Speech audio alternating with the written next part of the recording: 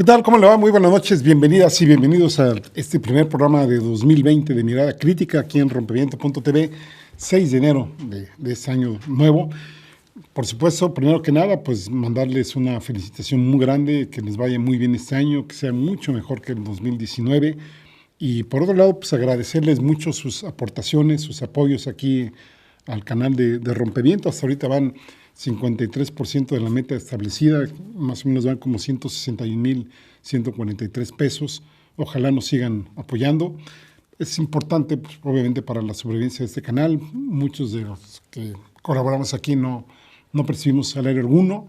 Hacen falta muchas cosas. También hay que pagarle al personal que, pues, amablemente y gentilmente nos apoya, que está detrás de cámaras y, bueno, pues haciendo labores de preproducción, postproducción y, bueno, todo lo que usted seguramente se imaginará que está, pues, detrás de la voz del que está en este momento y de los otros y otras colegas que también están aquí en Rompeviento. Muchas gracias por todo su apoyo. Hoy vamos a empezar hablando con un tema corto, básicamente sería a lo mejor el de los deseos para este año, que son las tareas pendientes de la 4T, de este gobierno, que pues básicamente está representando el primer tercio del sexenio del presidente Andrés Manuel López Obrador. Llega con un nivel un poco por arriba del 70% si nos atenemos a la encuesta del Financiero, o de un 53% si nos atenemos a otras encuestas de otros periódicos, por ejemplo El Economista, que lo ubica más o menos en ese nivel. Cualquiera que sea 53 o 70 arriba de, pues es muy alto y pues imagínense si ganó con el 60% y dadas las condiciones difíciles que se han tenido en este primer año, pues ya lo dirán ustedes, ¿no? Y entonces es un poco donde queremos dar este enfoque, en este tramo, en este año que inicia, es en el que tiene este gobierno la posibilidad de fortalecerse en términos jurídicos y políticos. En términos legislativos, mucho va a depender de lo que haga o deje de hacer Morena como partido, para lo cual pues habrán de arreglar sus diferencias internas, por ejemplo, pues la no menos importante renovación de la dirección, y también creemos que habría que hacer una limpia de elementos indeseables que se sumaron a Morena en su momento, que fueron aceptados, supongo yo, en términos pues, de ganar las elecciones, pero que pues, algunos de ellos y algunas de ellas tienen antecedentes cuestionables y que desafortunadamente pues, siguen haciendo lo que saben hacer, ¿no? Lo que han hecho durante años. Aquí hay que decir que el presidente requiere de Morena para impulsar su proyecto y mantener la hegemonía política en el país. En este sentido, Morena le puede servir como un motor o le puede servir como un lastre para su gobierno. Por ejemplo, pues si ya no responde a las necesidades de la población y la gente no vota por Morena, pues puede cambiar la ecuación en ambas cámaras y dejar de ser mayoría, con lo cual se dificultarían mucho de las iniciativas que haga el Ejecutivo, pues para ir, esperemos, intentando pues una mayor igualdad y equidad aquí en el país. En ese sentido, Morena justamente debe recuperar, digamos, pues ahora sí que las ideas que le dieron origen a este movimiento y pues nada más recordarles que ahí están pendientes reformas de enorme trascendencia para el país. Ahí está, por ejemplo, la electoral, ¿no? El financiamiento de los partidos, por ejemplo, se vienen las próximas elecciones en 2021, está la reforma fiscal, ¿no? Que ha levantado muchas dudas, ahora sí que fake news, y mucho temor entre la población con esto de que si hay que, cada que uno compra tiene que ser con tarjeta de crédito, que si tenemos que pedir o no pues pues ahora sí que los recibos, ¿no? Las facturas. Está también las reformas de tipo judicial, las laborales, por ejemplo, ahí está pendiente la del outsourcing, que de entrada confronta los intereses de la clase trabajadora con los intereses pues ahora sí que de la clase patronal, porque pues obviamente unos tratan de ganar más y otros tratan de gastar menos y pagarle menos a sus empleados. También están reformas que podrían afectar al medio ambiente aquí en el país. Está la del consumo de la marihuana, uso medicinal, uso recreativo. Sabemos cómo está México en términos de inseguridad, en gran parte por este asunto. Y bueno, pues varias que están por ahí, ¿no? Pendientes. En términos ejecutivos, me parece ser que ya el gobierno está pues obligado desde la percepción de la población y también por el continuo golpeteo que se hace desde la oposición a este gobierno, que hasta ahora ha tenido la gran fortuna de ser una oposición pues muy disminuida, básicamente a nivel de golpeteos, que es lo que han podido hacer hasta ahora. Y obviamente podríamos resumirlo en varios aspectos. Uno, el renglón económico, que si bien hay resultados muy positivos, ahí está, por ejemplo, la paridad peso-dólar, no ha habido la fuga extrema de capitales con la que estaban espantando el petate del muerto, como diríamos, está el aumento real del salario mínimo, entre otros. También hay que decir que hay un crecimiento insuficiente para las necesidades del país, más o menos andamos alrededor del 0%, México tiene una tasa de crecimiento poblacional del 2.1% y ya con esa sola ecuación, pues México tendría que crecer mínimamente al 2% en su Producto Interno Bruto cada año, cosa que no se ha logrado y que esperemos pues, que este año que empiece pues, se hagan los equilibrios necesarios entre la iniciativa privada, la clase trabajadora y todos los sectores involucrados para que tengamos un mejor equilibrio económico aquí en México. Por supuesto, habrá que dar seguimiento al TEMEC, ¿no? El Tratado de México, Estados Unidos y Canadá. Habrá que ver cómo está la letra chiquita y cómo se va dando en la operación este tratado. Un segundo punto más que importante es el de la inseguridad. Por ahí hablan ya estadísticas de más de 34,000 muertos el año pasado, asesinados, y pues particular atención requiere el tema de los feminicidios, que esto pues ya hay que eliminarlo. También hay que ver la protección a las niñas y a los niños y adolescentes, el tema de los desaparecidos. Ayer la CEGOP lanzaba cifras de más de 50,000 desaparecidos, el 90% de ellos a partir del año 2006. El tema de los robos y los secuestros, entre otros. Otro punto donde pues, hay que fortalecer es el sector salud, la carencia de medicinas que ha habido en algunos centros de salud, o en la mayoría más bien, la baja calidad de los servicios médicos, ya desapareció el Seguro Popular, está el Instituto de Bienestar, que aparentemente le va a dar cobertura universal a toda la población. Esperemos que así sea y esperemos también que haya pues, toda la infraestructura necesaria en el sector salud. También habría que ver el panorama del proceso electoral. Si bien estamos en 2020, pues esto ya es básicamente lo que precede al año 2021, en donde pues ahí va a estar la Cámara de Diputados, se va a votar, 15 gubernaturas, 29 congresos, casi 2,000 ayuntamientos y aquí con el nuevo ingrediente de la posibilidad de la reelección de las y los diputados, lo cual seguramente condicionará muchas decisiones políticas y legislativas. Y otro punto que habría que ver es la continuidad en la lucha contra la corrupción y el rescate de Pemex, más aún con el contexto internacional actual. Por ejemplo, ahí está pues, el tema de Estados Unidos, ¿no? Donald Trump luchando con sus posibilidades de tener una reelección en el mes de noviembre, y ya sabemos que México ha sido parte de su bandera de reelección, y otros temas internacionales está pues, el tema Bolivia y el tema migratorio, del cual pues, vamos a hablar un poquito más adelante. Vamos a hacer una pausa y continuamos aquí en Mirada Crítica.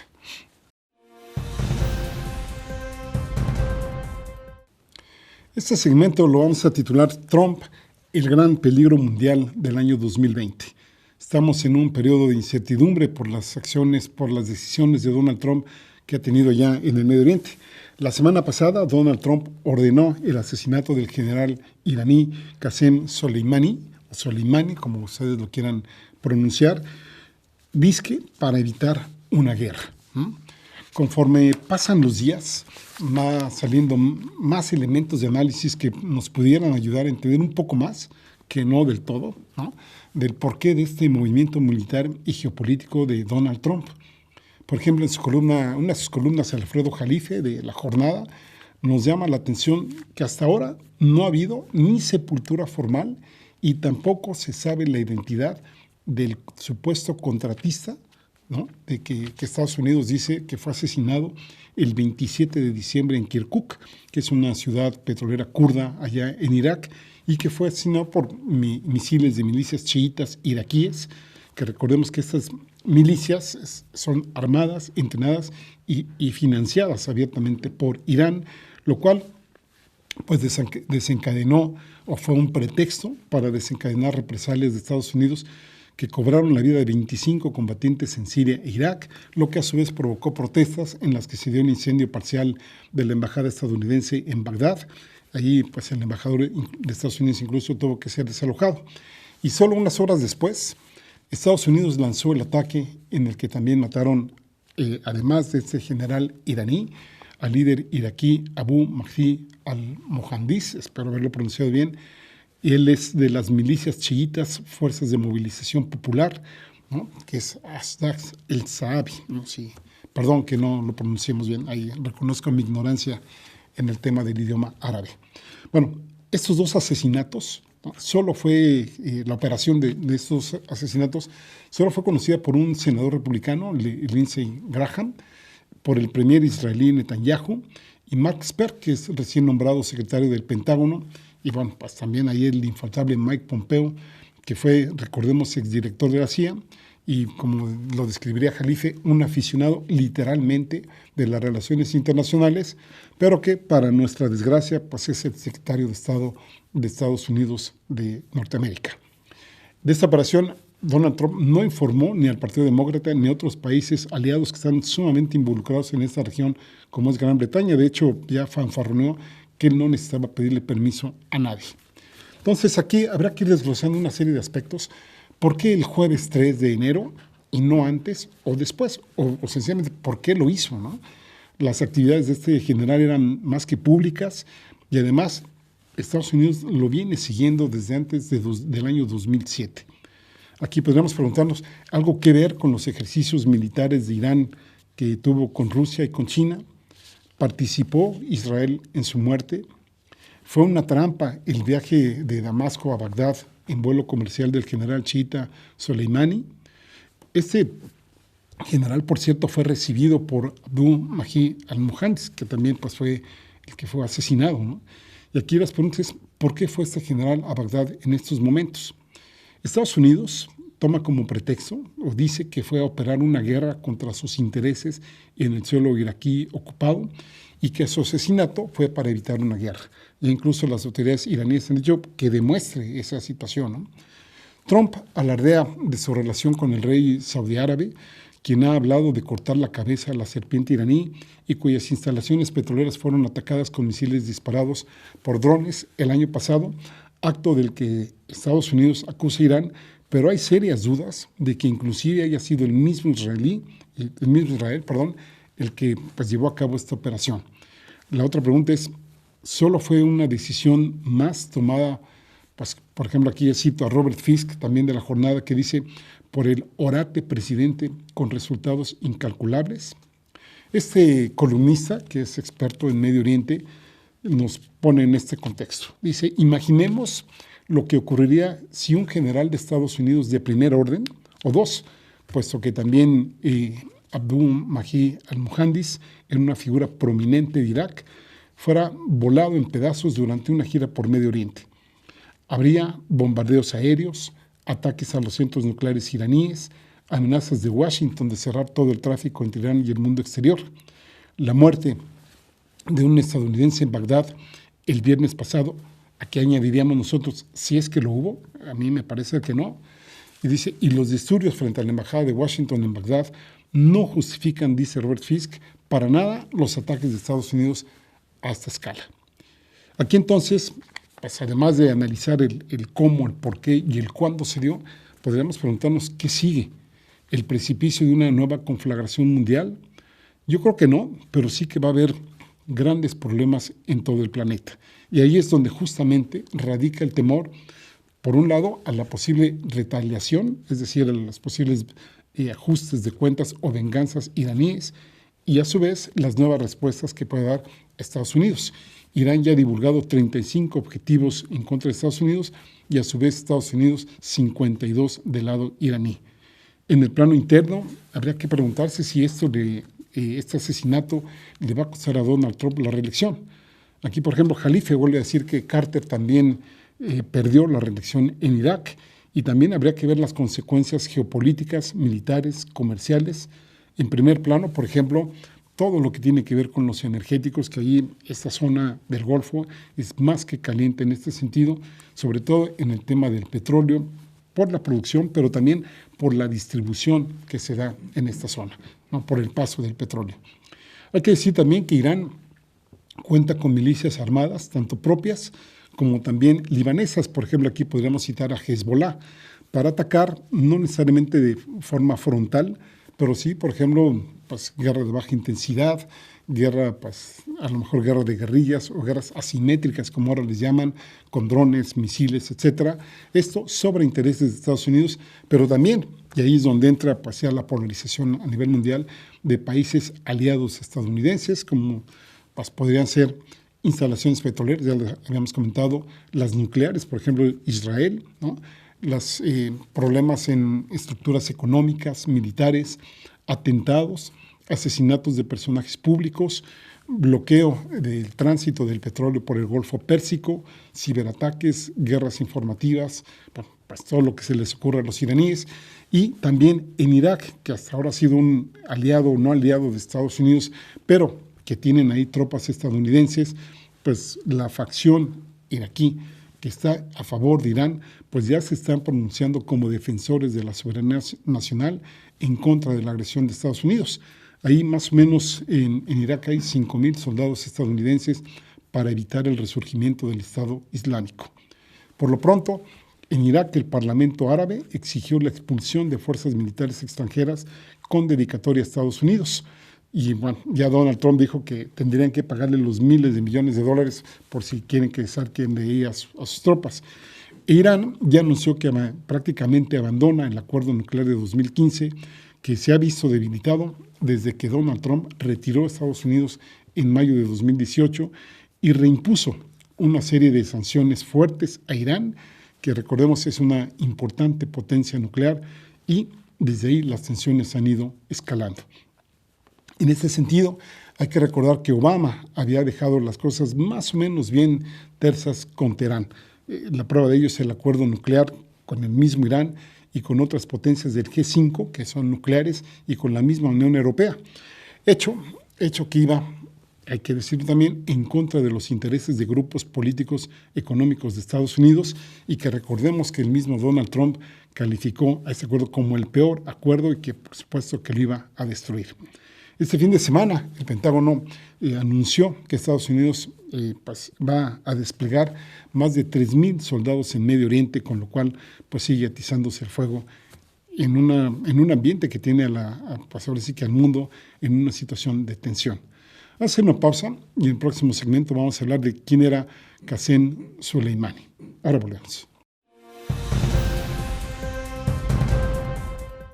¿Quién fue Qasem Soleimani? Vamos a hacer un bosquejo de este personaje que es súper importante para entender todo este conflicto que tenemos, pero déjenme hacer una fe de ratas. En el segmento anterior mencioné que Jimmy Carter había perdido la reelección en Irak. Perdón, no fue así, fue en Irán, fue la crisis de los rehenes, que fue por ahí de noviembre de 1979, si ustedes lo recuerdan por ahí, y que terminó en 1981 en enero, y que, bueno, pues fue acusado de timorato. Fue una gran crisis que hubo ahí internamente en Estados Unidos y que dio paso precisamente a que llegara pues aquel nefasto también presidente Ronald Reagan. Pero bueno, vamos a volver a lo que estamos. Qasem Soleimani, o Soleimani, fue el equivalente, fíjense ustedes, al vicepresidente de Irán y a la vez secretario de defensa de ese país. Él estaba a cargo de la Fuerza Quds, del Cuerpo de la Guardia Revolucionaria Islámica, una unidad de fuerzas especiales responsable de las operaciones iraníes fuera del país. Él estaba muy cerquísima del líder supremo de Irán, el Ayatollah Ali Khamenei, a ver si lo pronuncio bien, y se le consideraba un posible futuro líder de Irán. Un hombre verdaderamente importante en la teocracia iraní. Él era chiita y era considerado uno de los duros que no dudaba en hacer lo que fuese para sostener y apuntalar al régimen iraní. Fíjense lo que son las paradojas, ¿no? En la guerra contra Saddam Hussein, por allá en la década de los 80, murieron más de 1 millón de iraníes con la promesa del paraíso en la mano, ¿no? Y ahí a este general no le importó mandar tanta gente a la guerra. Esto lo describe en unas columnas Isabel Torrent. Y también nos señala que en la invasión de Estados Unidos a Afganistán en 2001 y a Irak en 2003, este general cooperó con ellos, o sea, con los estadounidenses, en su lucha contra el Talibán. Ahí los talibanes, recordemos, no son chiitas, son sunitas, enemigos justamente del Irán chiita. Y luego el general consiguió que Irán tuviera una fuerte presencia en Irak, a través de la mayoría chiita de ese país, más o menos el 70% son chiitas, y también de complicados acuerdos con los kurdos iraquíes. Recordemos que hay también una parte de la población kurda en Irak. Y nos describen esta autora. Me refiero a Isabel, ¿no? Cuando Washington empezó a retirar sus tropas de Irak, aún recordemos que eran 5,000 soldados, Soleimani se convirtió en el mandamás del país, o sea, de Irak. Hasta su muerte, nada se decidía en Irak sin su aprobación. De hecho, el primer ministro iraquí, Maghdum, calificó su muerte como una agresión al Estado iraquí, a su gobierno y a su gente. El general, además, apoyó y promovió a Hezbollah. No sé si ustedes estén familiarizados con este término, por ahí lo van a nombrar cuando hay atentados, etcétera. Todo lo relacionado al Medio Oriente es, digamos, la traducción sería algo equivalente al Partido de Dios. Podríamos describirla como una organización musulmana chiita, libanesa, que tiene un brazo político, pero también tiene otro brazo militar. Algunos dicen que es paramilitar, llámenlo como ustedes quieran. Se fundó en 1982 como una respuesta a la intervención israelí. Y pues esta organización, los primeros miembros, y después pues han continuado haciendo, fueron entrenados y apoyados precisamente por la Guardia Revolucionaria iraní. Ahí Qasem Soleimani pues ha tenido un papel preponderante y él pues ha luchado políticamente y en guerras no convencionales, ahí era un experto él, en contra de Israel, ¿no? Ya sabemos que pues, hasta ahora Irán no ha tenido la capacidad de enfrentarlo frontalmente, sobre todo por el apoyo estadounidense a Israel y sobre todo porque Israel ya tiene bombas atómicas, cosa que hasta ahora aparentemente Irán no tiene. Nos sigue describiendo Isabel Toussaint. Dice, como comandante del Quds, el cuerpo de élite de la Guardia Revolucionaria, Soleimani desarrolló una estrategia de guerra asimétrica a través de la creación de guerrillas o partidos políticos con un brazo militar, todos ellos financiados por Irán. De hecho, su mayor éxito de este general es precisamente Hezbollah, que acabó por dominar la política libanesa. O sea, en Líbano están a favor de Irán, con la idea de debilitar a Israel y consolidar la hegemonía iraní justamente en la región que va desde Teherán hasta el Mediterráneo. Hecho que pues, hasta ahora les ha salido muy bien. El general también contribuyó a sacar a las tropas israelíes del sur de Líbano y fue fundamental para asegurar la supervivencia del régimen de Assad en Siria.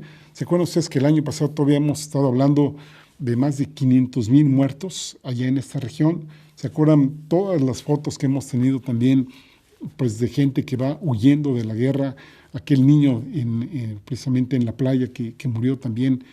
Y bueno, pues nada más decir 500,000 muertos, pues ya es hablar de una tragedia humanitaria de grandes dimensiones.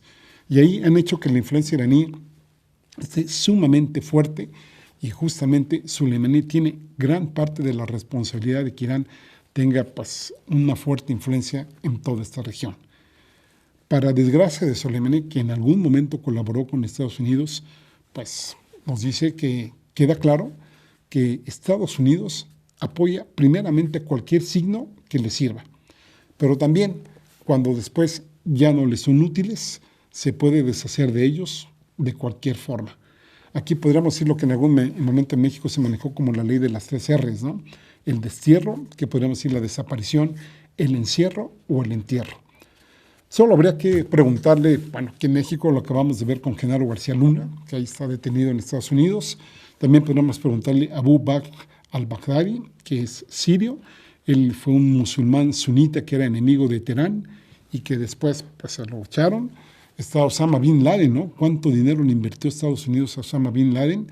También ahí está Saddam Hussein, está Gandafar Roko Abdi, que era un agente de inteligencia y embajador iraní en Irak, que después de varios atentados que no lo habían logrado asesinar, pues finalmente lo mataron en una peregrinación a la Meca en 2016. Nada más con la diferencia de que lo mataron junto a 2,300 personas. Otro ejemplo que pudiéramos citar es Manuel Antonio Noriega, entre otros personajes que sirvieron en su momento a Estados Unidos y después este país pues, los desechó como basura y los enterró, desapareció o los desterró, ¿no? Entonces podríamos decir, para proteger sus intereses, Estados Unidos no duda en crear inventos, Ahí está el invento de Irak de las armas nucleares, la intervención en número de guardias revolucionarios en Siria. Por ejemplo, Estados Unidos ha estado repitiendo que Irán tiene más de 10,000 militantes ahí cuando no llegan ni a 2,000. Y en todo este contexto, pues también hay que traer a colación que Donald Trump está haciendo apuestas muy peligrosas para lograr su reelección. Según funcionarios de Estados Unidos que sirvieron a George Bush, que es del Partido Republicano, y a Barack Obama, que es del Partido Demócrata, estos dos presidentes calcularon que Soleimani era tan peligroso muerto y martirizado como lo era vivo y conspirando contra los intereses de Estados Unidos, y por eso no lo tocaron. Ya el presidente de Irán, Hassan Rouhani, calificó la muerte del general como un acto terrorista por parte de Estados Unidos, y pues ayer mismo cayeron varios proyectiles en Bagdad que pues pasaron cerca de la embajada de Estados Unidos. ¿Hasta dónde nos llevará esta escalada? Seguramente a muchas muertes y muchas zonas de terror en diversos países del mundo. ¿No lo cree? Vamos a una pausa y continuamos aquí en Mirada Crítica. En este segmento vamos a hablar de Bolivia y México, el derecho de asilo. Hay que traer a colación primeramente los refugiados en el exilio español de la Guerra de España, ¿no? Allá en la década de los 30, 40. Y déjenme compartir con ustedes algunas partes del texto de Pedro Miguel, uno de los columnistas de La Jornada, donde nos hace un recuento de pues, varios aspectos que ha tenido México en cuestiones de exilio y en cuestiones de refugio. Por ejemplo, Perú, ¿no? 1949 a 1954, Víctor Raúl Haya de la Torre, fundador de la Alianza Popular Revolucionaria Americana, el famoso APRA, que permaneció 63 meses, es decir, estamos hablando más de 5 años, asilado en la Embajada de Colombia en Lima, porque la dictadura militar de Manuel Odria se negaba a otorgarle el salvoconducto para salir del país. Finalmente, por la presión internacional, el régimen accede y sale del país. Nos remontamos después a Santiago de Chile, septiembre de 1973. Matones, no lo podríamos llamar de otra forma, al servicio de los golpistas de Pinochet y compañía, le pusieron el cañón de un fusil en las costillas al embajador Gonzalo Martínez Corbalá, como una forma de presión para obligarlo a que entregara a los cientos de asilados que se aglomeraban en la embajada. Martínez Corbalá no se dobló y logró sacarlos vivos. Años después, nos narra Pedro Miguel, el embajador testificó en contra de Pinochet cuando éste fue arrestado en Londres a pedido de la justicia española para juzgarlo por crímenes de lesa humanidad. Nos trasladamos a 1976, Buenos Aires, Argentina. La Junta Militar, encabezada por el general Rafael Videla, impide la salida del país del expresidente peronista Héctor J. Cámpora, quien buscó refugio en la legación de México, es decir, en la Embajada de México, y se vio obligado a permanecer ahí, gravemente enfermo, más de 3 años. Hoy, los milicos, o los militares que se encaramaron al poder, son sinónimo de barbarie, y en Argentina hay calles, plazas y un salón del Senado que llevan el nombre de Héctor J. Cámpora. Bolivia, no 2019, no 2020, sino 21 de julio de 1980. Cuartelazo en el que varios políticos opositores, entre ellos Marcelo Quiroga Santa Cruz, fueron asesinados y centenares de perseguidos buscaron asilo en diversas representaciones diplomáticas. El 20 de agosto, el embajador mexicano en La Paz, Plutarco Albarrán López, reporta a la Secretaría de Relaciones Exteriores que tiene 69 refugiados en la residencia y 24 más en la sede de la embajada. Los militares retrasan la expedición de los salvoconductos con la intención de forzar a las autoridades mexicanas a que reconocieran al régimen de facto, cosa que nunca sucedió por la simple razón de que México no otorga ni niega reconocimiento al régimen alguno. A la postre, Luis García Meza, Luis Arce Gómez y otros de los matarifes que participaron en el golpe de julio fueron juzgados y condenados por sus crímenes en tribunales de Bolivia, Italia y Estados Unidos. Ahora sí, nos vamos a La Paz, Bolivia, fines de 2019, inicios de 2020. Las autoridades golpistas cercan la representación de México con comandos de asalto y acosan al personal diplomático de nuestro país. Su propósito, capturar a 9 refugiados que ya recibieron asilo por parte del gobierno mexicano y que legalmente se encuentran, por consiguiente, fuera de la jurisdicción de Bolivia. Es muy probable que además de ello, las y los golpistas intenten que el gobierno mexicano les reconozca como pares en su respectivo país. Jorge Tuto Quiroga, Luis Fernando, como se llama, el Macho Camacho, Yanín Áñez, Carlos de la Mesa y otros más del actual régimen de facto, en algún momento, esperemos, serán juzgados. También es muy probable que México en este conflicto esté siendo utilizado por este gobierno de facto como un enemigo externo que les permita cohesionar a la población, es decir, a la población boliviana, a su favor y así justificar, primero que nada, pues, su gobierno y luego la represión a los que no estén a su favor. A fin de cuentas, este gobierno de facto sabe que México no va a responder de manera alguna en forma armada a esta agresión.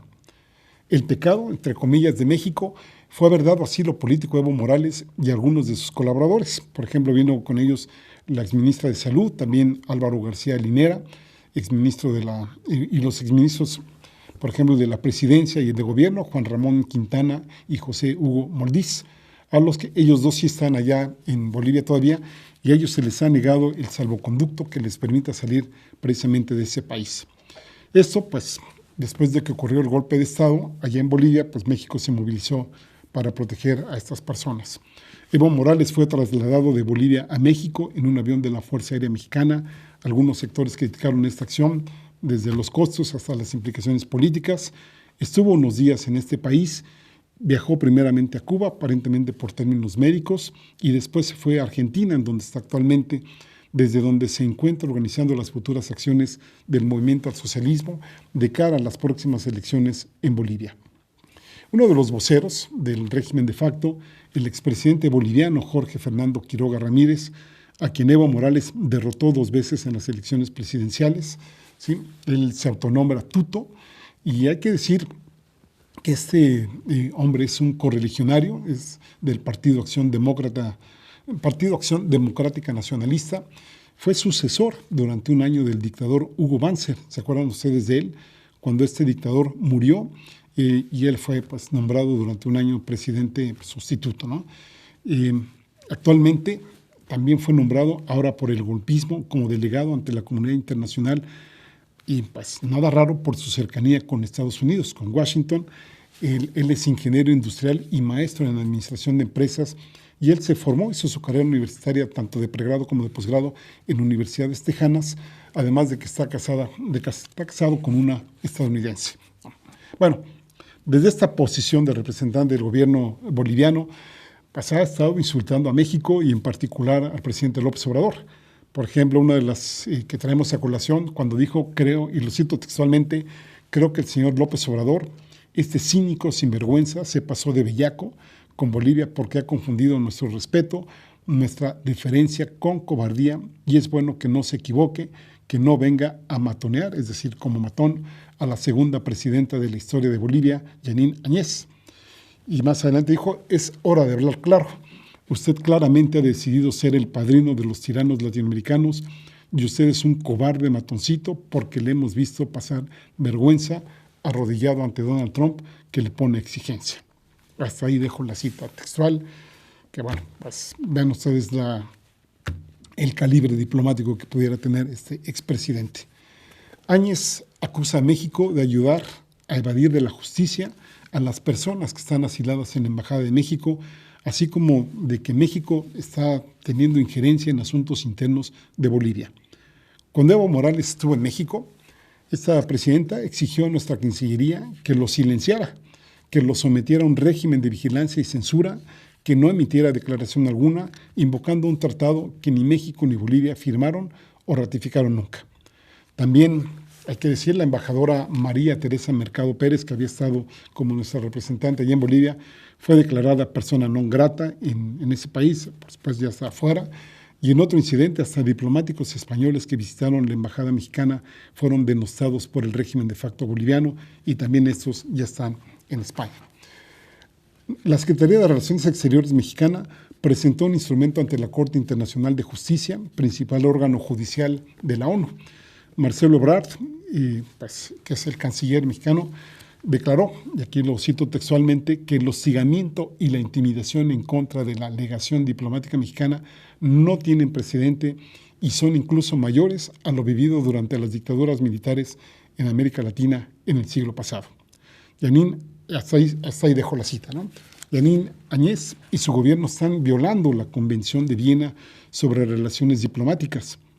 El régimen jurídico del asilo diplomático precisamente se basa en las convenciones de La Habana de 1928, Montevideo 1933 y dos de Caracas que se dieron en 1954.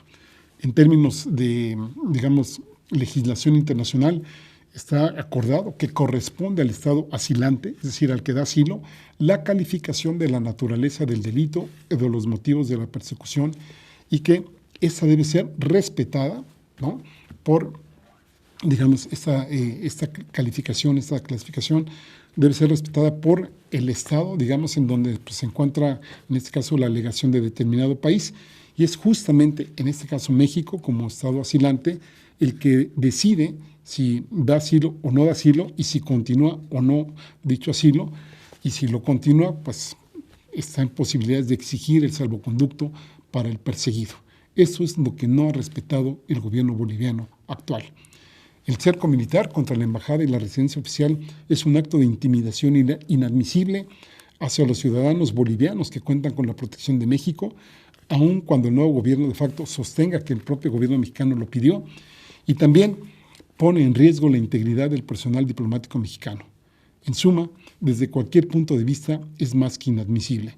El gobierno de México ya está en proceso de control de daños, incluyendo la posibilidad de que se expidan los salvoconductos requeridos para las 9 personas que se encuentran protegidas por el derecho de asilo. 4 de estas personas tienen órdenes de aprehensión, las cuales fueron notificadas a las autoridades diplomáticas de México después de que se les otorgó el asilo político. A ver cómo se dan estas cosas, esperemos que terminen bien y que vuelva la hermandad entre México y Bolivia. Vamos a hacer una pausa y continuamos con los cartones de la semana. Vamos a pedir a la producción si nos pasan los cartones de la semana.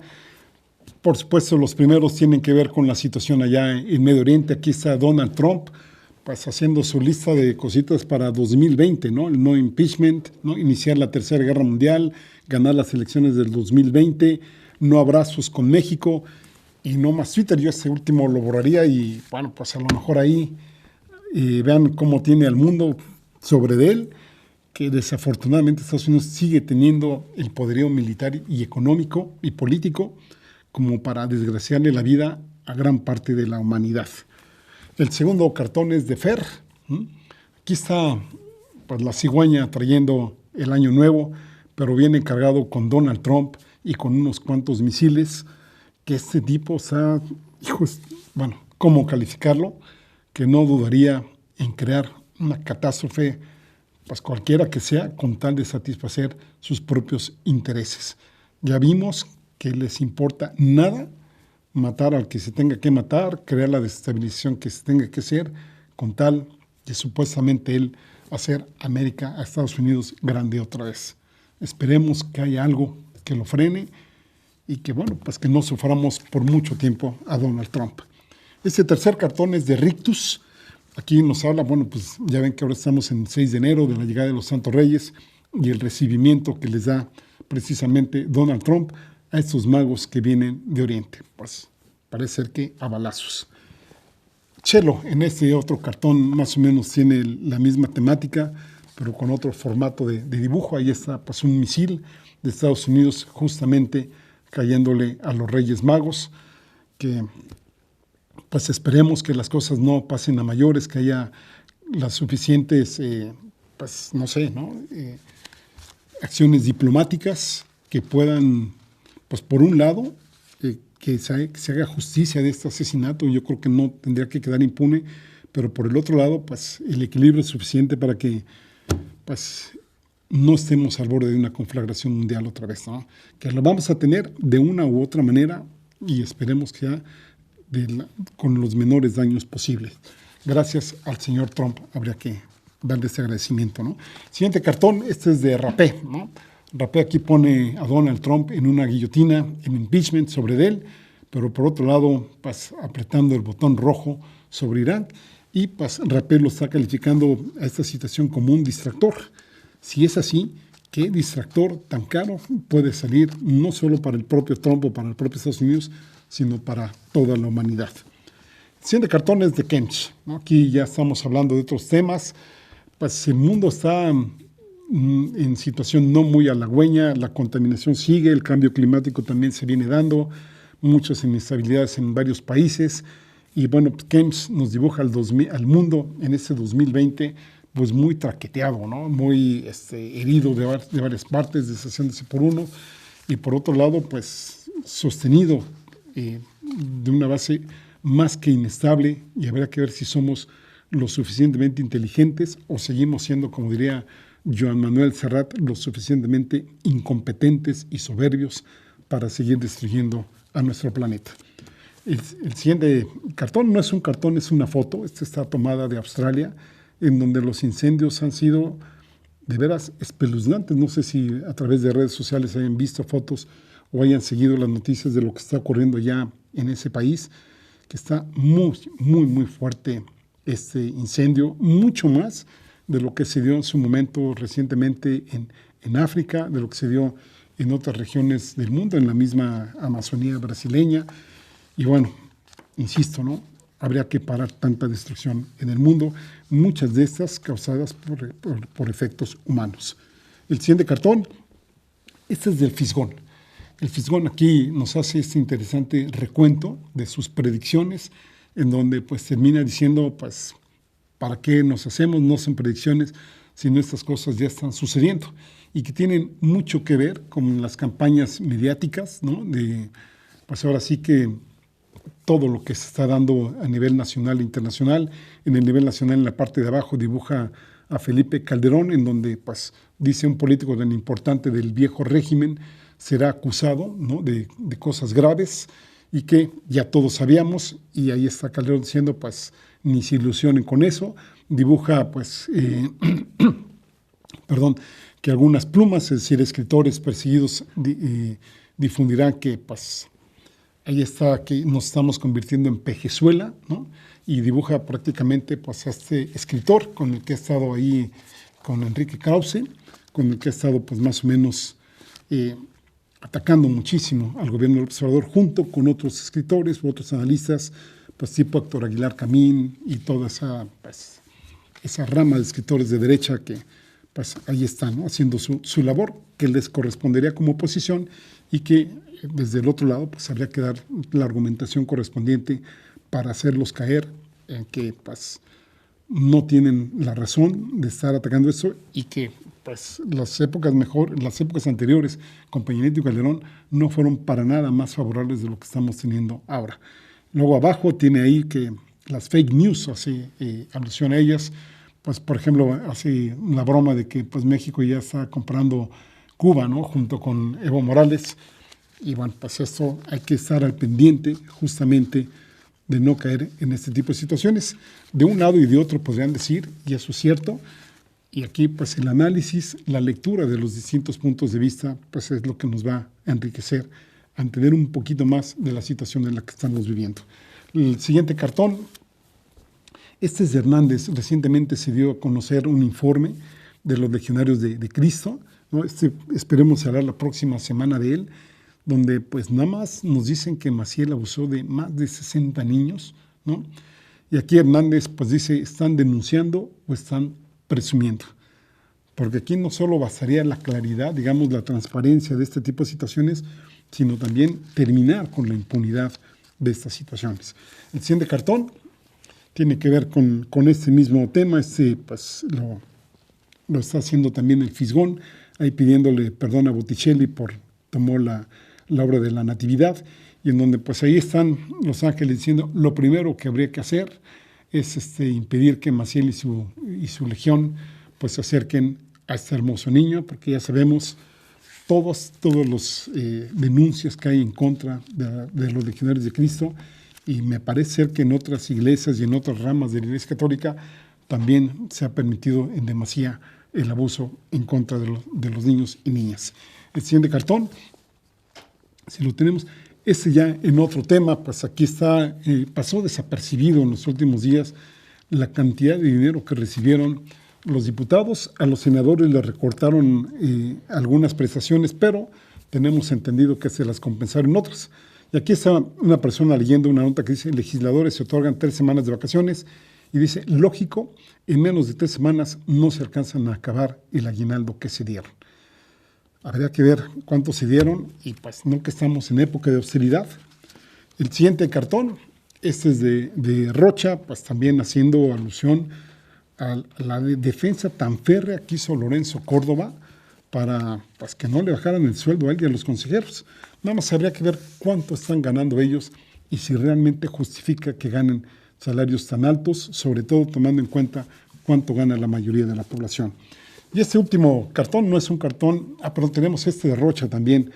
Sí, perdón, este nos pega con Calderón y con García Luna, que se acaba de declarar pues, no culpable allá en Estados Unidos, y eso abre la posibilidad de que se haga un juicio, a ver en qué momento, pues ahora sí que negocian o no negocian, y pues hay la posibilidad de que García Luna pues, declare en contra de algunos de los que lo ayudaron con tal de salvarse, y esto le puede pegar fuerte a varios expresidentes, concretamente pues puede estar Fox, sobre todo Calderón, que fue su mano derecha en muchas cosas, y quizá también pudiera llegar hasta Enrique Peña Nieto, y esto pues obviamente también golpea las aspiraciones del partido que quiere formar Felipe Calderón junto con su esposa, el de México Libre, pues que no está tan libre porque ya está ahí García Luna pues, preso, y también las declaraciones que dio el hijo del Mayo Zambada diciendo la cantidad de dinero que pasaron ahí en el gobierno de Calderón.